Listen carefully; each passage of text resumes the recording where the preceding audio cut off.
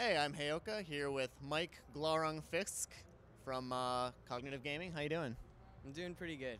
Just watched Tempo Storm get wrecked in the finals, but a little bit disappointed that NA couldn't pull it out at the end. But Yeah, so as a past Tempo Storm member, is it like fun to watch them lose, or is it like, would you rather just see NA do things? so it's really bittersweet for me. Overall, I just want North America to be the strongest region and super successful. And I don't have much animosity towards the Tempo Storm players, but at the same time, it is kind of fun to watch them lose. It's so diplomatic. Yeah. So how did you expect Korea would do that well coming into the tournament? Going into the tournament, I thought Korea would be one of the weaker regions, but after having played against them a little bit and watching a few of their games against teams that I've played against, I realized very quickly that mechanically they're just on another level, and it's very hard to just expose their mistakes and stuff. Did you watch any of their scrims, or just like the games on stage? I briefly watched a couple of their scrims while we were training, but most of like what I saw was just at the event, and like Sake in particular is a very consistent player. How did you think China was going to do had they actually had a team here? I think the outcome probably still would have been the same. I think they would have given Cloud9 a run for their money, assuming that they had been able to play at this event. But I think Cloud9, even though they've lost to Temple Storm, I still think Cloud9 is probably the strongest team in North America. And if any team in NA were to beat a Chinese team, it would be Cloud9. I talked to Iacona a little bit ago, and he said that he felt that the way teams match up, that Cloud9 would have actually done a lot better against MVP, just because they're a little bit more like team fight oriented lineups. Do you feel kind of the same way? Do you think that maybe there was a different matchup there that would have been better for the North American teams? Yeah, I agree with that completely. I think Cloud9's aggressive style and just they have a unique sort of way to team fight. That can catch a lot of teams off guard, but they've been playing Tempo Storm for like 9 months now. So Tempo Storm kind of knows their style and knows not to get caught out by what Cloud9's good at. But I think overall, I agree with that. MVP Black had that sort of aggressive style. Going into the match versus Tempo Storm, they did what Cloud9 did into Tempo Storm, but they didn't throw at the end. So, like, I'd say one of Tempo Storm's weaknesses is their early game, and if you can capitalize on that and just make sure that you don't lose yourself in the late game, because Tempo Storm's strengths are in their late game decision making, like by far, then you'll be solid. So let's talk a little bit about your experience with the tournament. You guys played yesterday. The games didn't go super well, I guess. But do you guys, coming into it, like, what was your mindset? Was it, like, we'll test this as like a proving ground, get some LAN experience, because you're going to play in regionals in a month? Or was it like, we're going to come in and we're going to like really set our sights on just beating Tempo Storm?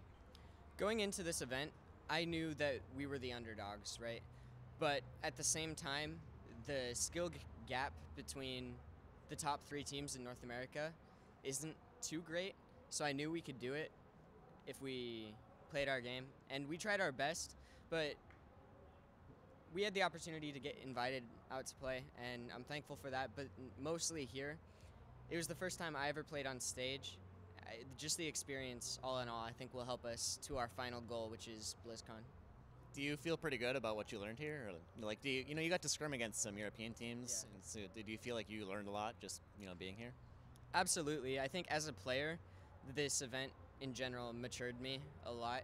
Like, for the longest time, I was kind of just an arrogant player who assumed that NA was really strong. Like, when I was on Tempo Storm, we went to Europe, did really well in tournaments, but then at the same time, this has been a humbling experience too, because coming here, just getting destroyed by Team Liquid in scrims, playing versus like aggressive style Virtus Pro, I really gained a lot of respect for the European players, and I think in general, I've learned a lot at this event.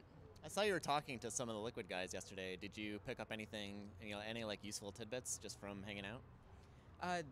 Overall, their team atmosphere seems a lot more unified in general than North American team atmospheres. Like, what I picked up from talking to Grand Puqueta and Black's Corp for like a decent amount of time last night was they like to make jokes and stuff, but in the end, they realized that they need to work as a team to win. and I think that's a really cool aspect. Is that something you're going to try to bring back now, with your team?